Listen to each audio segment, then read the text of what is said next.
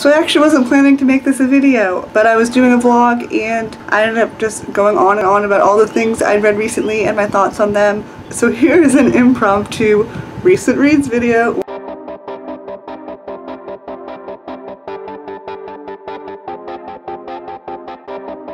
When I started rereading City of Heavenly Fire again for the third time or fourth time, I'm not really sure.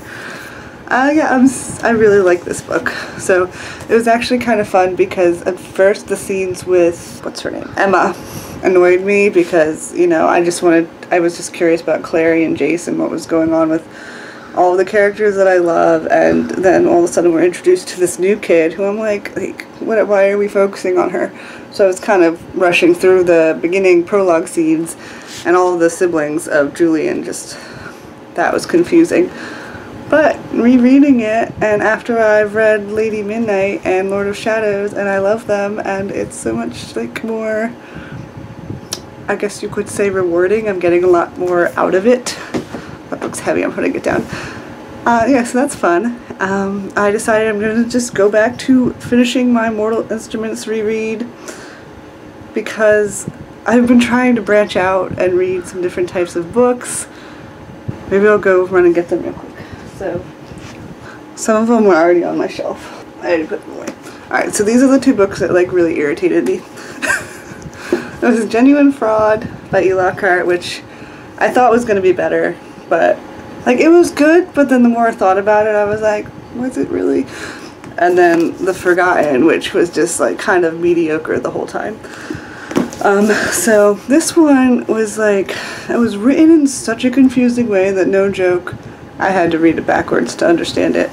Like, it starts out at chapter 18, ends on chapter 19, but then we go from chapter, like, it goes chapter 18, 17, 16, and each chapter is a week before, and we're trying to figure out what happens in this girl's life. There's apparently a murder. Well, no, it's not apparent. There is a murder involved in it. And it's, like, supposed to be suspenseful and all that. And it was really interesting reading it backwards, so I went and I read chapter 1, you know, I read chapter 1, 2, 3, 4. I read it in the way that it would be chronologically in order, not the way it was formatted in this book. And that actually made it pretty interesting, but the fact that I had to do that was really irritating. And when I was reading it, like, the way it was supposed to be read, like, it was so confusing that I didn't care, because I was like, wait, this guy's calling her by a different name. Is she her friend, or is she her? Because I was, like, confused. Like, did she steal her friend's identity? Or, like, is this her friend pretending to be her? It was really confusing. So, I don't know how, I think this is, like, 3 stars. I think I gave it 3 stars. But, like, it was good enough to read going forward. I actually stayed up and finished it pretty much in a day. So, there's that. But, like, I shouldn't have to read a book backwards. I don't care. You're trying to be, like, quirky or unique in the formatting of your book, and it just, like, I wouldn't have been able to read it that way. It was too confusing. So that took, like, 2 stars off. Also, everyone was kind of unlikable. Then there's The Forgotten, which sounded really cool when I was, this is from the thrift store. Well, these are both from the thrift store. So this one is about a girl who doesn't remember the past. She can only remember isn't even the right word, the future. So she knows what happens to her in the future, and then when she reaches that point, she can no longer remember it. She can only remember more things that happen to her in the future, which was interesting enough that I finished reading the book to see if they would explain it. It turned out the point of the book wasn't even that. That wasn't the point of the book. That was just like a part of her life. And the point of the book was her finding her long-lost brother, who we didn't even learn about till, like, the last quarter of the book, I feel like. So it was really weird. It's like this book didn't know what it was trying to be, so, like, it was okay. And, like, the romance and everything was cute, but it was like, she forgot her boyfriend every day, and she could only remember him by, like, reading all these notes. And I'm like, this doesn't make sense, because how can you function as a human being? How is she doing school? There's no way you can restudy everything you've ever learned in one morning. The book did not make sense. So that's that one. I guess there's a reason you never heard of it. And then there's chemistry lessons, which this actually just came out on June 19th. This is an ARC that I got back in November at Y'all Fest. And I started it because it sounded like it'd be really cute and funny. I started back in December and then I put it down, I think because I got something more exciting out of the library or something. I don't know exactly why I put it down, but I had every intention of picking it back up. I just never picked it back up until a couple days ago. And there goes my light. Because I'm too lazy to set up lights. Anyway, this book. It's not that cute and it's not that funny. I guess I assumed it would be funny because she's using chemistry to fall in love.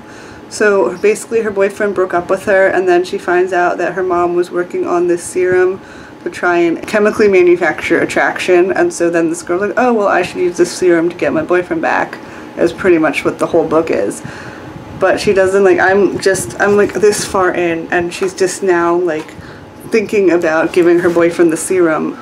She's been testing it on other test subjects, which sounded like it would be cute and funny, like a silly romantic comedy, and hijinks ensue and messes with her life and crazy drama and all that.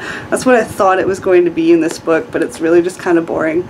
And it's just like her going through her life and like stressing out over stuff. And so that's what happens when I branch out. You know, I read a lot of fantasy. People always say how like it's good to like read in different genres. Well, everything's YA, but read in different genres, you know? So I went for like some more interesting suspense type books, and then I wanted to go for like a cute romantic comedy or romantic drama even, but the drama wasn't interesting, and then I'm just like mildly annoyed by all of them. So going back to City of Heavenly Fire, thank you very much. Also, yeah, I'm not going to finish this. I've decided. I'll have less than 100 pages, but I really don't care. And then I started, of course, Court of Frost and Starlight, which I'm sorry to any ACOTAR fans out there, but I'm not finishing this book. I was 50 pages in. So bored. And then I ended up watching the beginning of Christine from Poland Bananas Book's review of it, and she said that nothing happens in it, and she was bored. And a lot of the scenes she even mentioned were the scenes that already happened like 50 pages in. So I'm like, so literally nothing else happens in this book. And I mean, I'm going to be I don't know if I've made it that clear, but I do really, really prefer Throne of Glass to Court of Thorns and Roses. I don't really like Feyre as a character, so the fact that she's narrating it, I just don't like it that much. So DNFing this one. I'm sorry. If you're like a huge fan, you can come at me. I don't care, because I'm bored, and this is like the I'm bored recent reads wrap-up thing. Then I read this. This is Buffy Season 8, the graphic novel. Honestly, my favorite part about this is the little pictures at the beginning. I think are kind of cool. Well loved from my library. Like, oh my god, it's falling apart. These pictures, this artist is really good. There are a few of those. There are those for every chapter, and they're really pretty and really cool. I really like them, but the artwork throughout the book is kind of like, it's not my favorite style. Like, I feel like the characters could be cuter. Buffy doesn't really look that much like Buffy. I'm not a huge fan of this drawing style. I really like my cutesy shoujo manga drawing style. Also, this was so random. Like, Buffy is my favorite TV show ever. If you did not know, favorite TV show ever. I'm a huge, huge fan. So, comic is not like the show. The show makes a lot of sense. Even though it's a very wacky stuff going on, it makes a lot of sense. This graphic novel does not make any sense. It's like all over the place. It doesn't really follow the structure of the show very well. Like, it's in like a graphic novel form, you know? You feel like you have each chapter, or each couple chapters could be like an episode of the show almost. I feel like, you know. But it's not, and it jumps around a lot, and it's got a lot of weird stuff going on that I don't really like. it's just really weird, frankly. Very strange, and I might read the next one. We'll see. I do like the beginning. The beginning was kind of cute because it had its funny moments, like its funny Buffy moments, and Joss Whedon is involved. And I think he wrote those few good lines that are in this book. But then it got really serious, and then it got really serious, but it was also so strange and very violent. There wasn't that much blood in Buffy, really, or any blood, hardly, in Buffy. The comic just went in a weird direction. I kind of knew that already, though, because when it first came out, I was really excited, and I kind of flipped through it at the bookstore, but then I was like, and my sister was actually reading it a little bit at the bookstore, and she was like, I think almost keeping up with it, but she was like, it's really weird. So I don't know what I expected. I was like, oh, I should read the Buffy comic because I love Buffy, and I've been getting into comics lately because I've been reading Miss Marvel, which is really cute, but Civil War made me really depressed, so I have the next one out also. I forget what it's called, but this one like really was really depressing. This one was kind of cute and had like a lot of lighthearted, funny moments. This one everything just went horribly wrong, and it was really sad, and I didn't like it.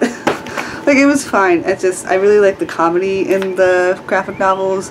I don't really read them for serious drama, and it's like, I don't like how sometimes it's funny and then sometimes it like goes to this kind of sad place.